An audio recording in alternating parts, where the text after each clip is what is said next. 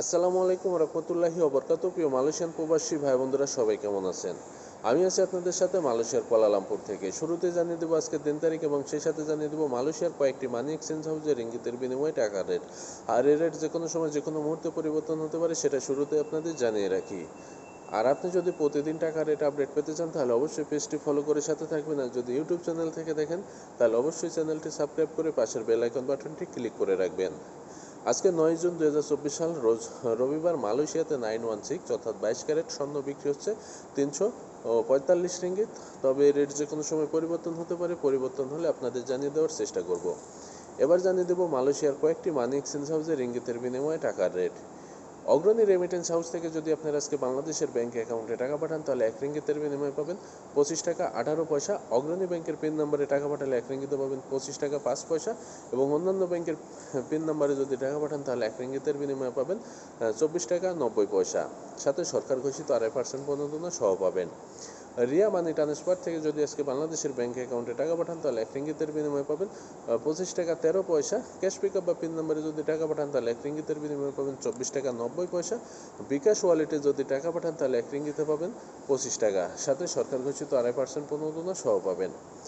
NBL money transfer থেকে যদি আজকে বাংলাদেশের ব্যাংক অ্যাকাউন্টে টাকা পাঠান তাহলে 1 রিঙ্গিতের বিনিময়ে পাবেন 25 টাকা 18 পয়সা।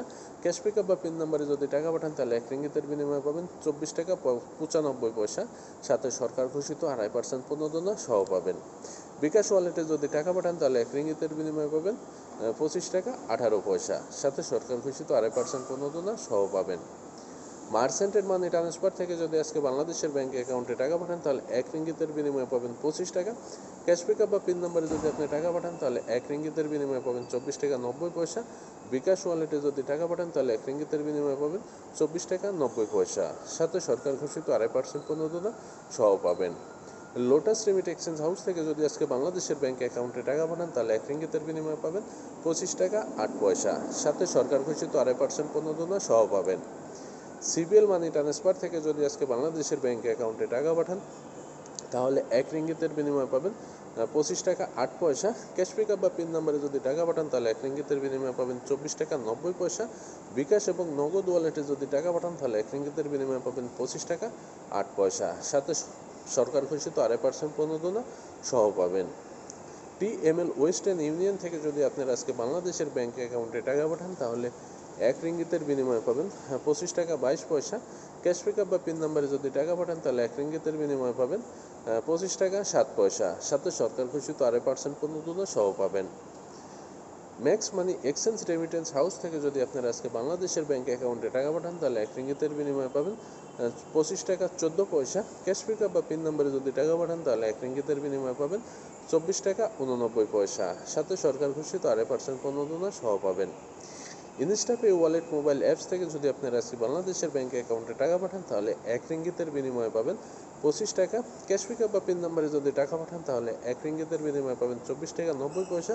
বিকাশ রকেট নগদ ওয়ালেটে যদি আপনারা টাকা পাঠান তাহলে 1 রিঙ্গিতের বিনিময়ে পাবেন 24 টাকা 90 পয়সা। সাথে সরকার ঘোষিত 2.5% প্রণোদনা সহ পাবেন।